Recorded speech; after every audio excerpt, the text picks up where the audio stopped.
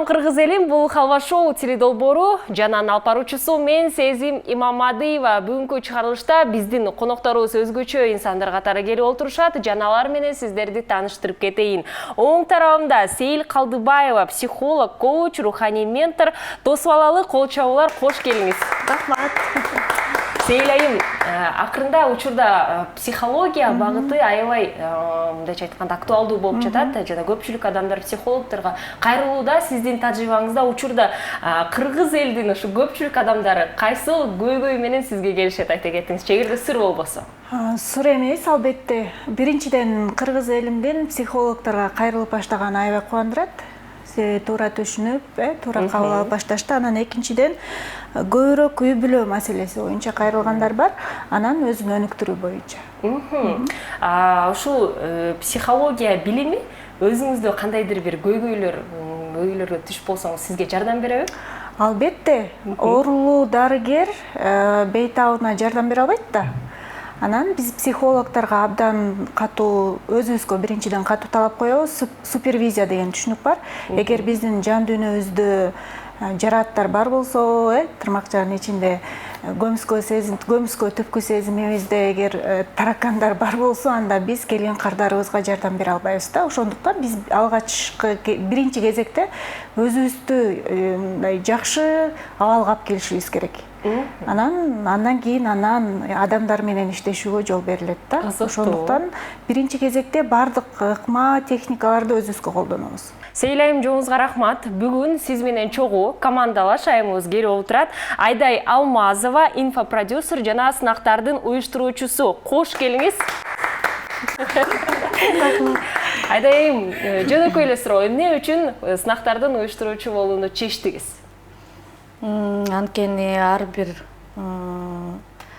кичинекей кыз чоңойгондо ушу чоң сахнага чыгам деген максаты бар болчу. Мен да кичинекей кезимде ырдап чыгам, актриса болом деген оюм бар болчу. Ошону чоңойгондо өзүм аткарып, анан башка айымдарга жардам берип атам. Байкасак, сиз кичинекей айымдар эмес, жаш кыздар гана эмес, жакында гана Instagram баракчаңызда байкап калдык. Жада калса чоң апалардын арасында дагы сынактарды уюштурат экенсиз. Жана айта кетсеңизчи, катышуучулар чоң апалардын арасында көп элеби? Эң мен жакшы көргөн сынагым бул Бабушка года, жылдын мыкты чоң апасы. Анткени булар мындай сынакка бүт жан дүйнөсү менен катышат. Анан алардын убагында мындай сынактар болчу эмес, мүмкүнчүлүк жок болчу. Азыркы учурда биз ушундай мүмкүнчүлүк берип атабыз. Ошондуктан эң жакшы көргөн ушу Бабушка года да. Анткени бул жашоодо баарын көрүшкөн, так аткарышат. Бүт койгон биздин талаптарды. Жоңузга рахмат. Жана бүгүн Сейил жана Айдай айымдарыбыздын командасы кантип аталат, айта кетиңиздер? Инсайт. Инсайт. Учурда байкасаңыздар, чет өлкөлүк ушундай алган сөзүндөр дагы бизде аябай ушундай актуалдуу болуп кетти. Жана инсайт деген сөздү менин оюмча ар бир адам билет. Инсайт командасы менен биз таанышып алдык. Кезекте болсо тең тайлашуучуларга берели. Сол тарабымда дуэт отурат. Тазим дуэти. Алардын арасында албетте бул Кубанычбек Сарыбаев жана Элизат Төлегенова. Кош келиңиздер. Кубанычбек мырза, кандай жаңылыктар менен келип отурасыздар? Жаңылыктар көп. Көбүнесен албетте чыгармачылык багытында. Андан тышкары эмне жаңылыктар? Жакшы сонун багытында кандай биз өзгөчө ырларгабы же клиптерге болобузбу? Биздики ошо ырлар эле да. Жаңы ырлар, жаңы чыгармалар, жаңа обондор, кадр аткаруулар дагы десек болот. Үстүндө иштеп атабыз. Ооба, жоңузга рахмат. Жана Элизат айым, мен билишим боюнча албетте сиз балдарга дагы музыка жаатында өздүк окуучуларыңыз бар. Жана окуучуларга ушул музыкалык сабактар кандай өтөт? Деги эле кичинекей балдарга музыкага болгон бардык сүйүүнү кантип тарбияласа болот? Музыкага болгон сүйүүнү туура тематикадагы ырларды, музыкаларды уктуруш керек да. Азыр биздин заманбап музыкабыз кичине башка жака кетип атпайбы? Анан кийин классиканы көбүрөөк угузуш керек. Талим тарбия берчү ырларды көбүрөөк угузуш керек. Анан өзүбүздүн баягы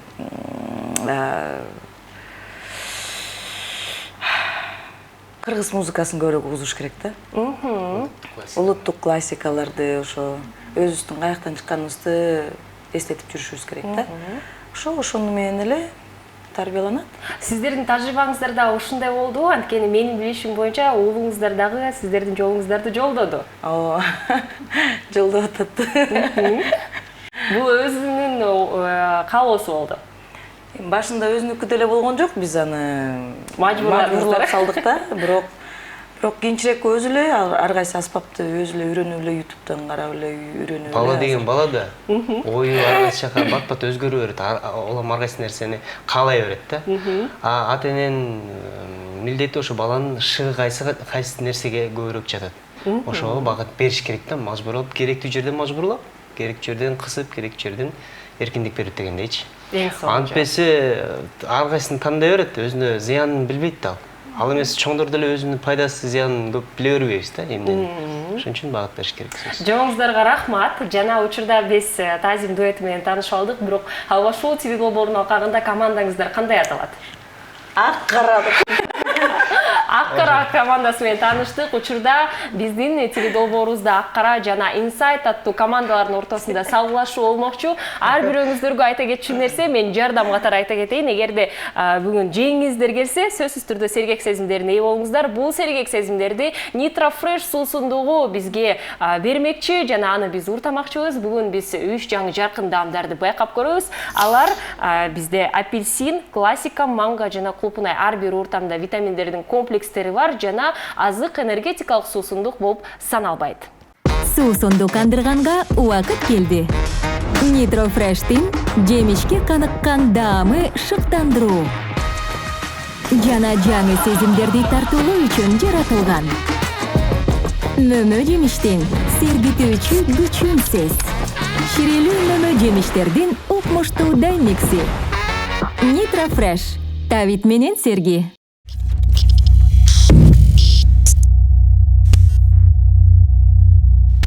Биринчи оюнубуз «Алло, сен кайдасың» деп аталат. Эгерде кандайдыр бир оор абалга туш болуп каякта экениңизди унутуп калсаңыз, сиз биринчи кезекте досуңузга чалып «Алло, сен кайдасың» деген суроону узатасыз жана ошол абалдан чыгууга учурда биздин оюнубуздун алкагында командалаш жардам бермекчи.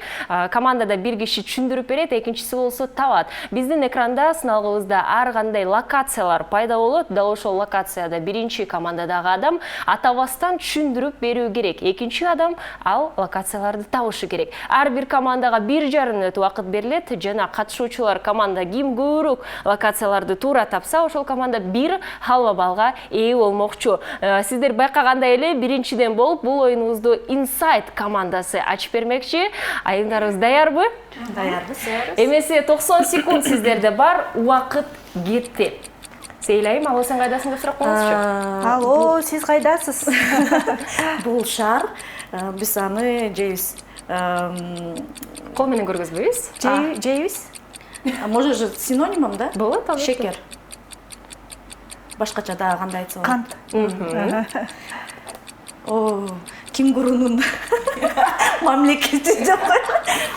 Африкалуу? Нет, еще. Каякта Тоже болчу? адам башталат. А деп атабайбыз. Австралия. Болбойт. Правильно. Каалабайм. Биринчи тамгасын атаган болбойт. Это что такое? Билбесеңиз кийинки сөзгө өтсөк болот. Атабайбыз. Я думала, неправильно. Вот это слово же можно говорить биринчи? Жок, болбойт. Синоними же түшүнөм. Айдаган эмени жууган жер. Атап салдык, болбойт. Кийинки сөзгө өтөбүз. Алмашсак болобу же болбойбу? Болбойт. Аракет кылыңыз. Айдайын. Бактар эмес, кичинекей. Кандай? Бак эмес, кичинекей. Чөптөрбү? Чөптөн чоң. Чөптөн чоң? Бул жердин аталышы, э? Жок. Бак эмес, бак узун болуп атпайбы? Бул кыскараак да. Жок. Уақыт бүтті. Тилекке қаршы ақырғы сөзгө жетишпей калдык. Бирок бул учурдагы оюн тең тайлашуучуларга жакшы жардам болду деп айта аламын. Энесе учурда биз кезекте болсо экинчи командага бермекчибиз, Ак Кара командасына.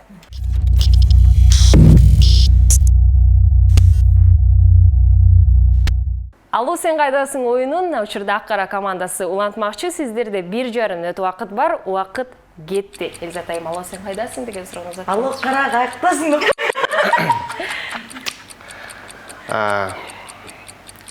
Транспортты коебуз да. Гаражды. Дагы? Кээ бир жерден төлөйбүз керек жер жок. Кыргызча болот? Кабыл алам. Болот орусча деле. Шаардын өйдө жаныбар эс алабыз. Демалыш күндөрү жайында өйдө чалышып, кайсы жерге барабыз көбүнчө? Азаматсыз, кол менен көргөзсөңүз. Европадагы мамлекет анча-мынча чеккен нерселерде уруксат берген, закондоштурган. Амстердам беле. Ой, Мамлекети. мамлекети. Кызга окшогон эркектер көп. Гамбург беле. Ой-ой. Кийинкиси. Биздин экинчи борборубуз Кыргызстандын. Экинчи борборубуз. Түштүк борборубуз. Кыргыздар көп барып эс алчу болду ошо бир чет мамлекетке. Турция. Дагы? Дубай. Азаматсыз. Биз бир жака барып машыгабыз да. Арыкташ үчүн же дагы? Тренажерный зал. Дагы? Спортклуб. Спортивный комплекс. Спортклуб. Спорт эң попроще. Ар бир мектепте бар. Спортзал. Учактар конуп учкан жер? Аэропорт. Жетишпей калдык. Аэродром сөзүнө. Бирок жакшы жыйынтык көргөзө алдыңыз. Ар бир командага коочобу бар. Учурда болсо биз алло, сен кайдасың оюнун жыйынтыктайлы. Биринчиден болуп бул оюнду Insight командасы ачып берди. Жана Insight командасы бир сөздү тапканга жетиштиңиздер. Тең тайлашуучулар Ак Кара командасы болсо 5 сөздү туура таптыңыздар. Бир халва балды биз учурда Ак Кара командасына бермекчибиз. Жыйынтыктаганда 1-0 алдыда Ак Кара командасы келе жатат. Биз болсо азыр жаныбарлар менен байланыштуу оюнубузга өтмөкчүбүз. Аталышы жаныбарларды тап. Жаныбарларды тап деп аталат биздин оюнубуз. Сиздер байкагандай эле ар бир катышуучунун колунда өзгөчө ушундай аспаптары турат деп айта аламын. Оң тарабымда Insight командасында биздин сүйкүмдүү ушундай доңузубуз, сол тарабыбызда Ак Кара командасында музыкалдуу ксилофон. Бул ар бир команданын өз баскычы болуп саналат. Анткени студияда учурда жаныбарлардын добуштардын үндөрүн угабыз. Жана катышуучулардын милдети жаныбарлар ушул үн добуштар кайсыл жаныбарга таандык экендигин табуу. Эгерде команда тапса, биринчи кезекте аспаптарды басуу керек. Жана биринчиден болуп баскан команда албетте биринчи болуп жооп бермекчи. Ирети боюнча биз 5 жаныбардын үнүн угабыз. Эгерде сиздерге оор болуп жатса, мен ар кандай маалыматтар менен бөлүшөмүн. Учурда биз даярбыз. Келиңиздер, биринчи жаныбарга кезекти берели. Чочко. Бул чочко эмес. Кабан. Азаматсыздар. Кабан. Апа, чочко менен кабан бир эле да. Бул бир эмес. Кабан Үнү бирдей да булар. чочконун түпкү атасы болуп саналат. Ошол себептен учурда сиздерге 1 балл. Кабан жапайсы болуш керек, э? Ооба, жапайы. Чочко домашний. Чочко деген. Ладно, пусть. Кезекти болсо биз экинчи жаныбарга берели.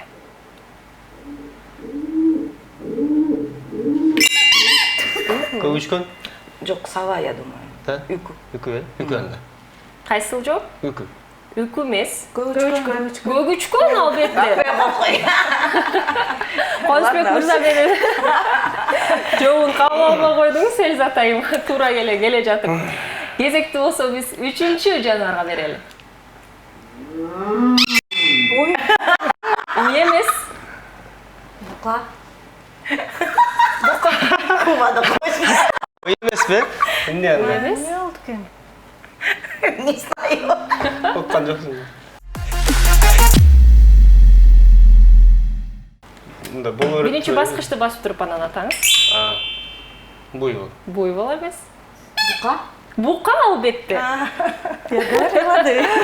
Сиздерге мен жакшы эле жардам берейин дедим. Ургачылар Мен буйвол бермесмин. ургачыларды уй деп аташат деп жардам берейин дедим, бирок сиздер биринчи уй деп атап туруп, анан балким карама каршы команда азыр бука деп атайт десем, бирок тилекке каршы атабай калдыңыздар.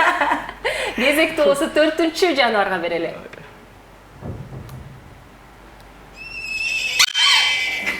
Биринчиден болуп ак кара командасы. Жылкы, ат, бие, кулун барысы бирдеби? Бир гана жоопту кабыл алдым. Эми Жылкы жылкы эле да, общий атап да жылкы. Келиңиздер, ат деген жоопту кабыл ала берейин. Ат, жылкы албетте бул жөн гана Жалпы аталышы. жашы менен айырмасы бар, ошол себептен куттуктайбыз 1 балл менен. Спасибо. Жаныбарларды тап оюнун алкагында биз 5 жаныбарды укмакчыбыз. 5-чи жыйынтыктоочу жаныбардын үнүн угуп коелу. Пил. Маймыл. Биринчиден болуп ак кара командасы жооп берди. Бул пил эмес. Маймыл. Маймыл эмес. Келиңиздер дагы бир жолу угуп көрөлү. Куш экен, э? Кайсыл куш? Кайсы куш? Жар птица, что ли? Нелем эмеси менен? Коз, как ее? Туура келе жатасыз. Анын аты Азыр. аты кандай? Павлин. Албетте, Павлин. Аны биз албетте койрогонду байкай алабыз.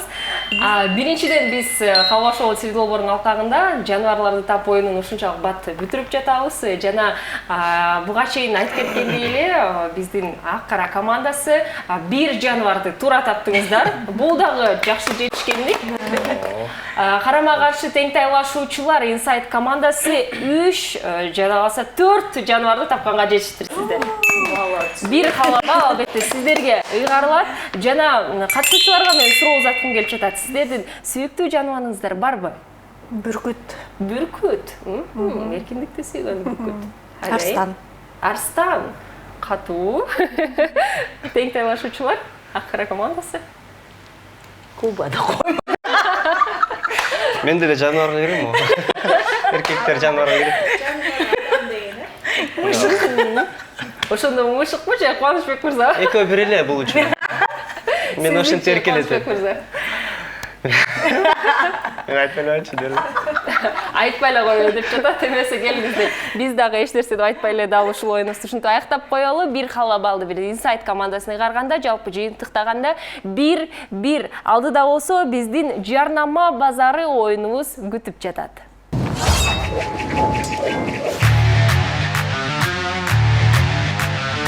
Жарнама базары бул оюн өзүнүн аты менен эле бардыгын айтып жатат деп ойлоп жатамын. Анткени ар бир командага өзгөчө ушундай буюмдарды биз азыр таратабыз.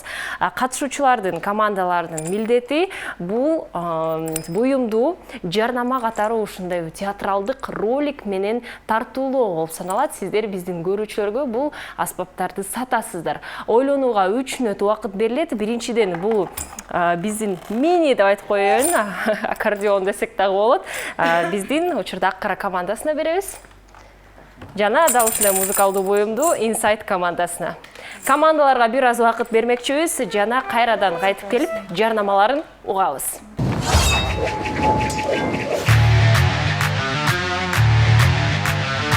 Жарнама базарын учурда баштамакчыбыз. Биринчиден болуп азыр буюмду ак кара командасы биздерге бардыгыбызга сатмакчы. Сиздердин ролиңиздерди күтүп жатабыз. Бул кичинекей гармошка деп койсок болот. Аябай керектүү оокат. Уникалдуу нерсе. Ар бир үй бүлөгө сунуштайм. Эң биринчи мүмкүнчүлүктөрүн айта кетсек, биринчиден колубузду монтип машыктырсак болот. Машыктырсак болот. Биринчиден. Анан мунун бул сыйкырдуу нерселери бар. Мисалы үчүн биринчи кнопкасын бассаң. Билбейм, серьезно түшүндүрдүм да. Ишениш керек да. Ладно. Биринчи кнопкасын бассаң, күйөөң идиш жууп кирет. Экинчи кнопкасын бассаң, күйөөң тамак жасап кирет. Только күйөөгө эле действует бул, аялга эмес. Үчүнчү кнопкасын бассаң, күйөөң кир жууп кирет. 4-сін бассаң балдарыңды жуынтып көрет. 5-сін бассаң тамақ берет деп қой. 6-сін бассаң массаж қылып берет. 7-сін бассаң дәміне қылып бересің деп қой.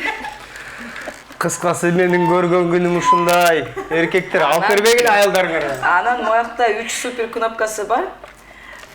Мунун биринчисин басса, каалаган норковый шубаңы алып берет экен. Экинчисин басса, шундук гармошка экен го. Находка. Экинчисин басса, бриллиант алып берет да, набор. Үчүнчүсүн басса, путешествие в Бали алып берет да. Так, Балиге так. Анан дагы бир эң сонун бир функциясы бар. Эгер ошо баарын эле кылып атып күйөөңөр тажатып ийсечи, мындай алып туруп башка бир жасаган. Жакшы орудие. Бул жагы өтө эле болуп кетти. Кол чабуулар. Байкасаңыздар, Элизат айым, сиз баардык каалооңуздарды биз угуп алдык десек болот. Кубанычбек мырзадан биз күтөбүз деп айта алам. Учурда биз дал ушундай буюмдун жарнамасын байкай алдык. Азаматсыздар, кезекти болсо тең тайлашуучуларга берели. Жана айта кетчү нерсе, бул оюнда командалар, урматтуу катышуучулар, бул оюнда жеңүүчүнү биздин чыгармачылык топ аныктайт. Жанагы кимдики креативдүүрөөк болсо, дал чыгармачылык топ халабалды кимге берерин алар аныктамакчы. Кезекти болсо биз учурда Insight командасына бермекчибиз. Саламатсызбы? Саламатчылык. Мен атайын сиздердин дүкөндө ушундай музыкалык аспаптар сатылат деп болуп келип калдым. Менин балам күтүүсүздөн үйгө келинчек алып келем деп бизге жаңылык айтты. Бир чети шок болуп, бир чети даяр эмес элек, бюджетибиз да чакан, анан ырчы чоорчу чакырганга да азыр мүмкүнчүлүгүм жок болуп атат. Анан сиздерде бир мындай келинибизди жана келиндин келгендегиси эстен кетпейт дейт го, келинибизди шаңдуу, позитивдүү, эсте каларлык тосуп алыш үчүн өзүбүз эле колдоно турган кандай аспаптар сунуштай алат элеңиз? Биринчиден куттуктайм сизди. Келинди болуптур. Экинчиден азыр кыргыздар негизи таланттуу келет. Анан туугандарыңыздын арасында ырчылар бар болуш керек. Ошон үчүн бир инструмент бар. Бул эң шаңдуу, сиз жана айткандай, эртең мени да ойготот. Келинди ойготсо болот. Чай бергенге корошуп турган. Чогордай эле. Бул мен можмада кирет. Келин келгенски, чайдан куйгански, кайнене кайната жуугански. О, соңга келесиң албатайын, рахмат. Кол чабуулар. Элизат башка бир чек болгон. Айта кетиңизчи, Сейлайым. Сиздин келиңиз барбы? Жок, күйөө балам бар. Күйөө балаңыз бар. Келин ала элекмин, күйөө балам бар. Күтүп атат окшойсуз, э? Ооба, уулум араң эле турат, бир аз чоңойсом эле үйрөнөм деп. Жакшы, биз Бизден муну сатып жарнаманы көрүп алдык. Мен күйөө бул жок эле баарын кылып берет мага. күйөө балаңыз кандай? Мен сатылып бирок кошо күйөө да барбы? Командаларга ыраазычылык билдиремин. Жана байкасаңыздар, командалар бири-биринен дагы буюмдарды алабыз деп отурушат. Бирок биздин жеңүүчүбүздү чыгармачыл топ гана чечмекчи жана мага азыр жоопту узатышты. Биздин жарнама базары оюнубуздун алкагында бир халабал Insight командасына ыйгарылат. Жалпы жыйынтыктаганда 2-1. Кезекти болсо биз учурда калппы чынбы оюнубузга өтмөкчүбүз. Суусунду кандырганга убакыт келди. Nitro Fresh'тин жемишке каныккан даамы шыктандыруу. Жана жаңы сезимдерди тартуулоо үчүн жаратылган. Мөмө жемиштин сергитүүчү күчүн сез. Ширелүү мөмө жемиштердин укмуштуу даймикси. Nitro Fresh. Тавит менен серги.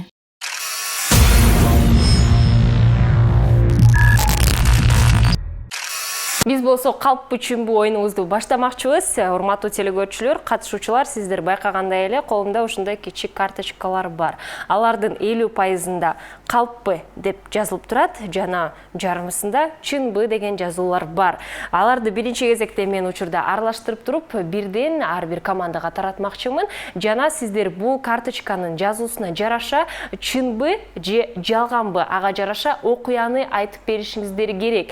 Жана ал окуяны командалаш биздин толугу менен катышуучуларды адаштырышыңыздар керек. Карточкада чынбы же калппы бар экендигин учурда тең тайлашуучулар тапмакчы, бирок айтып берип жаткан окуяны команда аларды адаштырып, эмне деп жазылып жаткандыгын таппай калуу керек. Дал ошондо команда бир халва балга ээ болмокчу. Жана тескеринче биринчи кезекте бул карточкаларды аралаштыралы, бардыгы таза бесте. Жана ар бир командага мен таратайын. Тең тайлашуучуларга карточкаларды көргөзбөйбүз. Инсайт командасы, тандаңыздар. Ак кара командасы. Эмесе учурда биз карточкаларды тараттык. Бир нече убакыт биздин катышуучуларга бермекчибиз жана окуяларыбызды угабыз.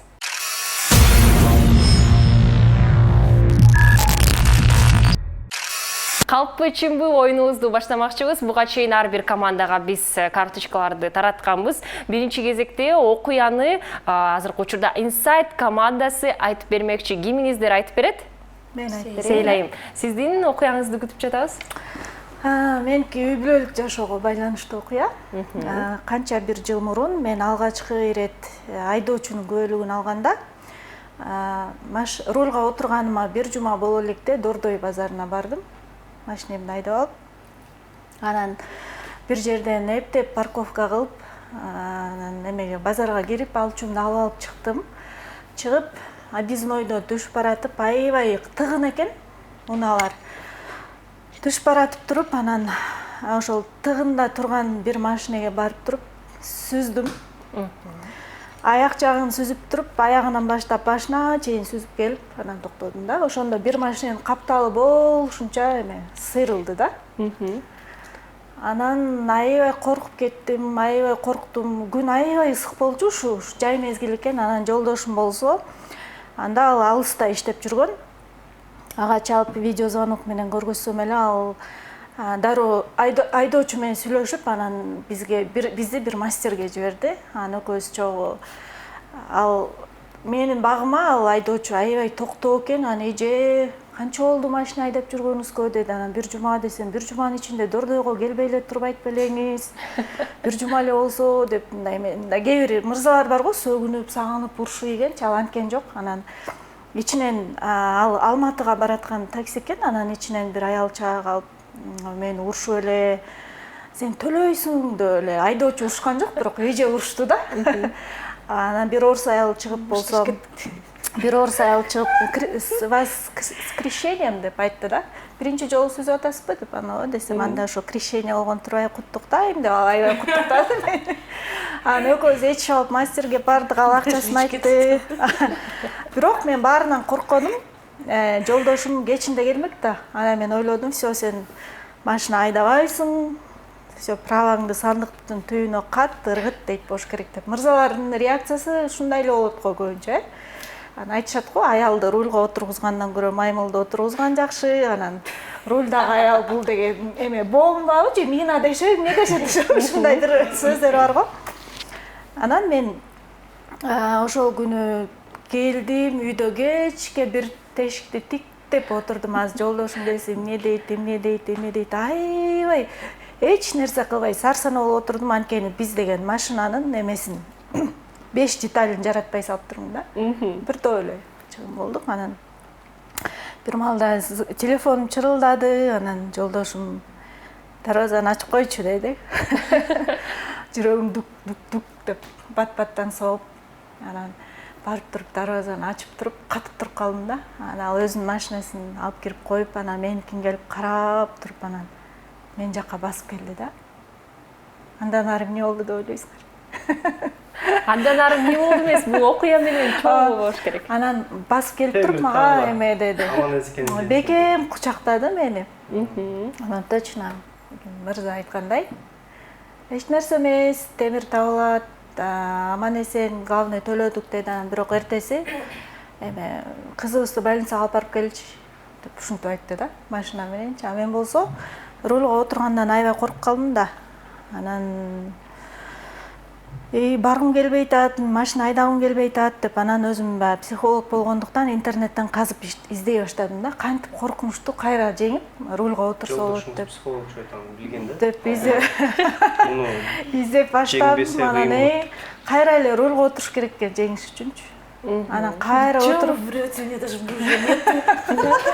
анан кайра рульга отуруп, анан кайра кара тер басып дейт го, муздак тер чыгып, еще жаан жаап атат. Жаанда да кыйын го негизи рульда отуруш. Анан кызымдын көзү ооруп аткан, салып алып больницага жөнөдүм. Ошентип атып анан коркунучту жеңдим. Бүгүн эме шаардын ичинде жанагы эмне эле машина шумахерлерди өлө кыйын айдайм да. Эң сонун. Жакшы окуялардын бирин угуп алдык деп айта аламын.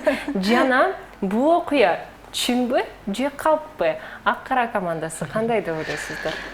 Кандай деп ойлойсуз? Эмне? Эки голос керек да? Бир эле окшойт. Жок, албетте команда бир гана жоопту бизге айтыш керек. да кеңешпи? Кеңеш алыңыздар. Ошондой мүмкүнбү? Чөтө мүмкүн эмес э? Жок, Психологду мындай сезе билиш кыйын. Ооба, туура айтасыз. Сездирет да мындай адамдарчы. Эми биз логикага таянып көрөлү мындай. Бул окуя болушу мүмкүн эмес да. Ошон үчүн логикага таянсак, баягы болгон окуя болуш керек да.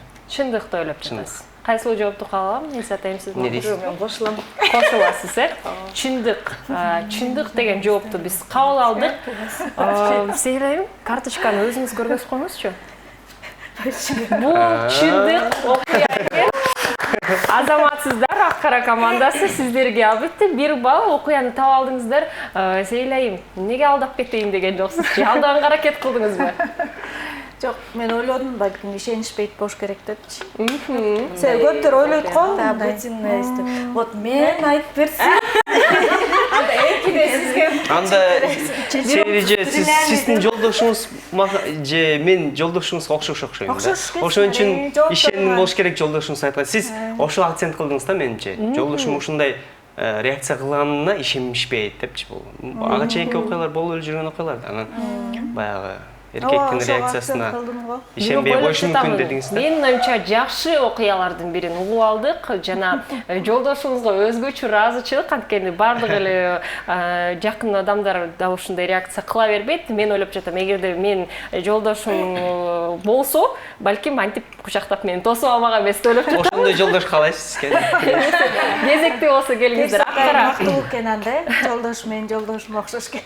Кезекте болсо биз ак кара командасына бермекчибиз. Сиздердин окуяңыздарды угабыз, келиңиздер. Кимиңиздер айтып берет? Мен жакшы айтып берем же сен жакшы? Мен айтсам жана андай жаман болуп кетет. Кутунуга кирем. Ашбек мырза, сизди угуп жатабыз. Илгери бир өткөн заманда биз көлдө эс алып жүргөнбүз. Досторубуз менен, досторубуз үйлөлөр менен, бала чакабыз менен. Балдарыбыздын баары жаныбызда, 4 балабыз. Анан дайын таппай калабыз кээде балдардын көптүгүнөн. Анан жок, эми башка балдар да бар да. Башка досторубуздун. Түнүн ичинде чолпонотон кыдырып жүрөбүз. Кафеден кафе көп да, жолдун эки бетинде тең. Биринен чыгып, бирине, экинчисине чыгып, экинчисине кыдырып жүрөбүз. Анан бир кафеге кирип бийлейбиз, экинчи кафеге кирип, жанагындай игровой автоматтар бар. Ошондо ойнойбуз. Анан биздин кызыбыз ал кезде канча жаш эле, иши ойноп жүргөнбүз. Анан мен жетелеп киргем кафеге. Анан ошоктон ойноп бийлеп алып, анан чыгып баратып, Элзат жетелеп чыгат деп ойлоп алып, Элзат болсо мен өзүм чыгып кетиптирмин. Ал мен менен деп ойлоп, ал бул да чыгып кете бериптир да. Талпа могунда жүрөбүз да кыз үчүн. Ошондо чыгып кетипиз. Анан башка кафеге кетип калдык да. Ошентип аралап жүрүп анан ошо мурда кафеден биздин бир таанышыбыз иштеп аткан. ошол чалып калды, силерге кыз кереги жокпу деп. Анан ошо толпанын арасынан таппай калдык кыз. Эй, аны эмне деп атат анан? Кана, ий деп ошоктон экөөбүз чуркамай толпанын арылып эле көчөгө чыгып, тияка кеттик да. Жолдун аркы бетине өтүп, тияка чуркап ошо кафеге. Бирибиздин артыбыздан жарышып жетип барсак, ошо тааныш жигит кызыбызды көтөрүп жүрүптүр, кичинекей ал. Анан өзүнчө ойноп жүрүп, адашып кетиптир, биз чыгып кетипбиз да. Анан эптеп, Кудай сактады деп аны алып рахматтан алып кеткенбиз. Анан кийин көп өтпөй эле Бишкекке келгенде, Бишкектен да бир тойдун ресторанынан той болуп, анан той бүтүп, анан бата кылып, макул жакшы деп анан баарыбыз чыгып, машиналарга отуруп кеттик үйгө деп конокторду узатып, анан кетип калганбыз. Кетип калсак, ошо тойкананын бир балдар ойногон аянтчасы бар экен, кичинекей. Ошол жакта бирөө менен ошол жакта иштеген ашпозчу эженин кичинекей баласы бар экен. Ошол эле кызыбыз, биз унуткан кызыбыз, ошол бала менен ойноп жүрүп, дагы унутуп кетип калыптырбыз. Анан кийин дагы эмне болуп, дагы чалды бизге. Кызыңар силер мененби деп. Анан жок десек, биз силер менен го деп ойлогон. Биз 2-3 машинамен кеткенбиз. Үй бүлөбүз, туугандар менен. Анан бири-бирибизден сурап, жок, апе, анан кана? Тойканада калып калды деп. Кайра барсак, ойноп жүрүптүр, ошол жактан алып кайра кеткенбиз да. Анан кызыбыз такай ошону унутпай айта берет. Силер мени такай унутуп бересиңер. Ошон үчүн ушул кезге чейин өзүбүздү күнөөлүү сезип жүрө беребиз. Кызыктуу окуялардын бири болуп кетти. Билбейт экенбиз, негизи. Инсайт командасы кандай деп ойлойсуздар? Бул калппы же чынбы? Можно суроо берсе болобу? Суроо койсуң, чынбы калды? Подружка. Чын деп койсуң. Аны бакалга барбаган. Эмне эле? Кызыңардын аты ким? Амаль. Канчада? Азыр 12-де, ой 11-де.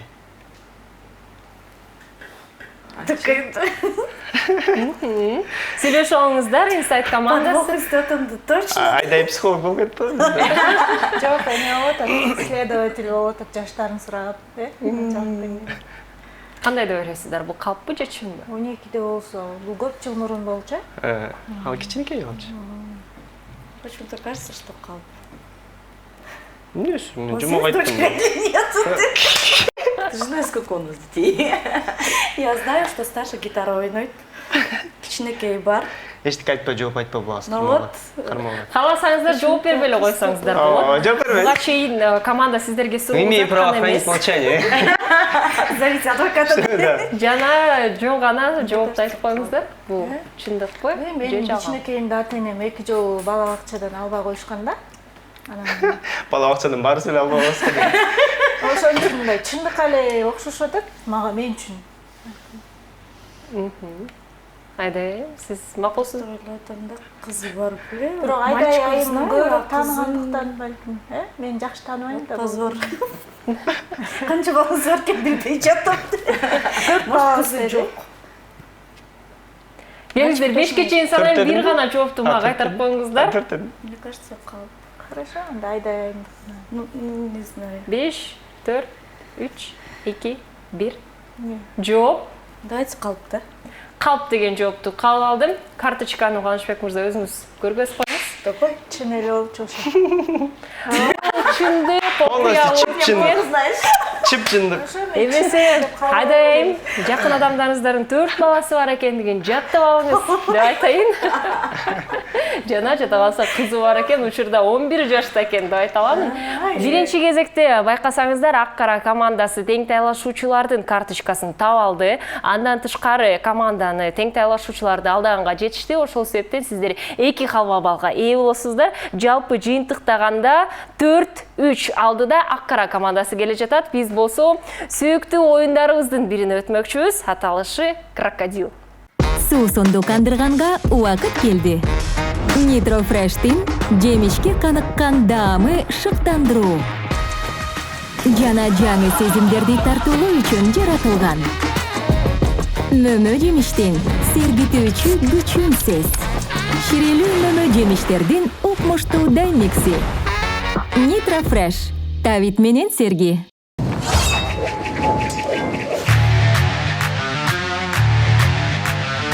Крокодил оюну. Команда 1,5 мүнөттүн ичинде мүмкүн болушунча биздин экранда пайда болгон сөздөрдү кыймыл менен командалышына көргөзүп бериш керек. Эч үн жана сөз чыгарбастан, жана сөздөр ар кандай болушу мүмкүн. Белгилүү буюмдар, жаныбарлар, тамак аштар болушу ыктымал. Эң негизгиси туура сөздү табуу керек. Сиздер байкагандай эле бул оюнду биринчиден болуп ак кара командасы ачып бермекчи, жана эгерде бул объект студияда жайгашкан болсо, ага сөмүү менен же көз менен көргөзүүгө тыюу салынган. Урматтуу катышуучулар, ак кара командасы сиздерде 90 секунд убакыт бар.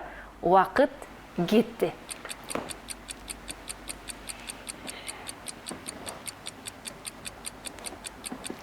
Борсокту? Азаматсыз. Король, что ли? Папа римский. Корона.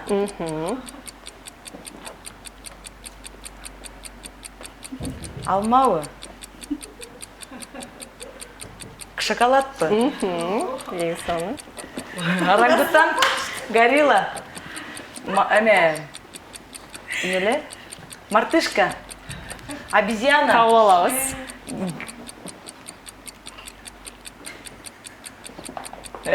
Банан бы? Мороженое? Детское питание? Каша? Смесь? Да запарим. Йогурт? Дрель? Экскаватор? Аны билбейм, запарил. Билет окшойсуз да? Кийинки сөзгөмү же билебейм. Аны атмынды калды. Самын. Бүркүт. Шампунь. Бальзам. Кондиционер. Гель для душа. Калды. Үлгүрүп алып кел болчу. Азаматсыздар, мен байкап жатам азыр кубанычка. Перфоратор болчу. Үйдө бар го, үйдө бар. Таппай койгонмун. Түшүндүм мен. Байкасаңыз Сез атайым Муганышбек мырза үйдө перфоратор менен колдоном деген нерсени айтты окшойт. Сөздү таппай, эстебей койдум. Жакшы байланыш экен. Кезекти болсо биз азыр Insight командасына бермекчибиз.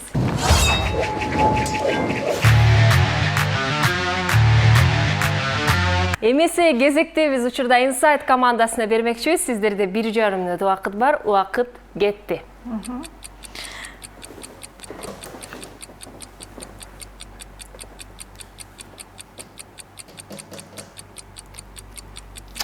Эше түшүнгөн жокмун. Басып бараткан эмне бул? Эмеби? Таракан? Понимаете? Жок. Паук. Азаматсыз ооба. Ага.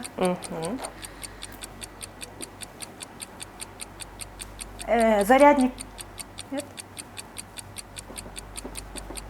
Телефон, компьютер.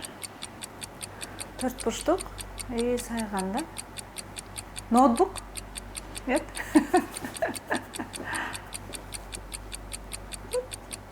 Кааласаңыздар кийинки сөзгө өтсөк болот. Телевизор. Ага. Господи, как это сказать? Плащ? Накидка.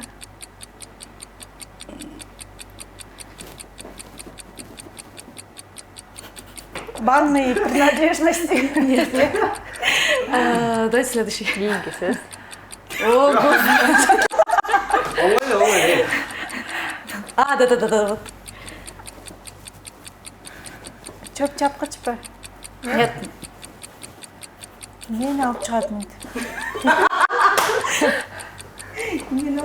Айрылы. Айше кыйын экен. Убакыт бүттү. Тилекке каршы.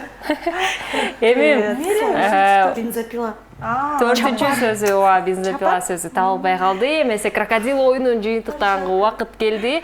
Учурда Insight командасы бир сөздү гана тапканга жетиштиңиздер. Тең тайлашуучулар ак кара командасы болсо 7 сөздү туура тапты. 1 Хава балл Ак Кара командасына карабыз. Жыйынтыктаганда 5-3. Биз азыр акыркы оюнубузга өтмөкчүбүз. Аталышы Озумдан оку.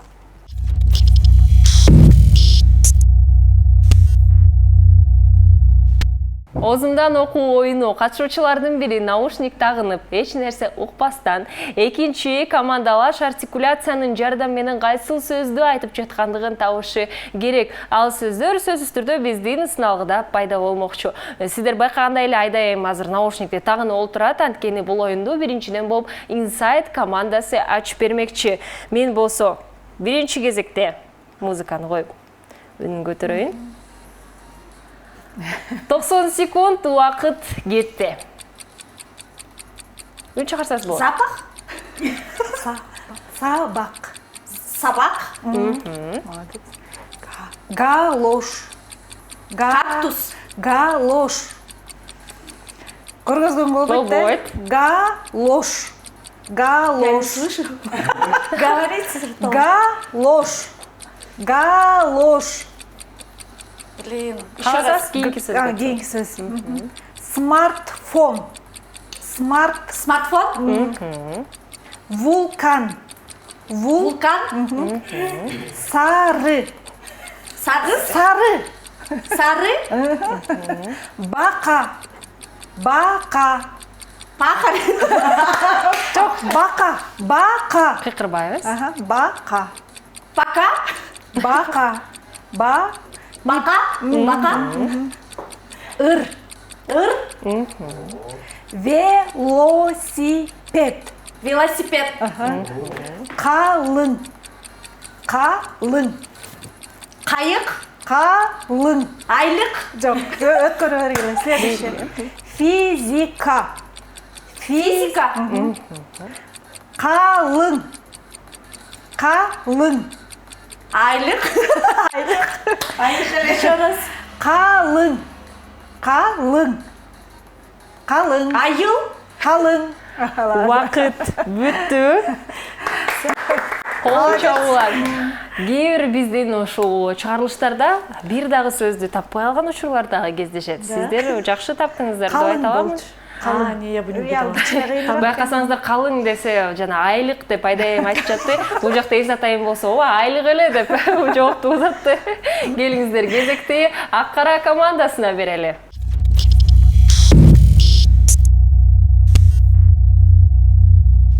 Озумдан оку оюнун улантуудабыз. Азыркы биз кезекти Ак Кара командасына бермекчибиз. Сиздер байкагандай эле Эзат айым наушникти тагынды.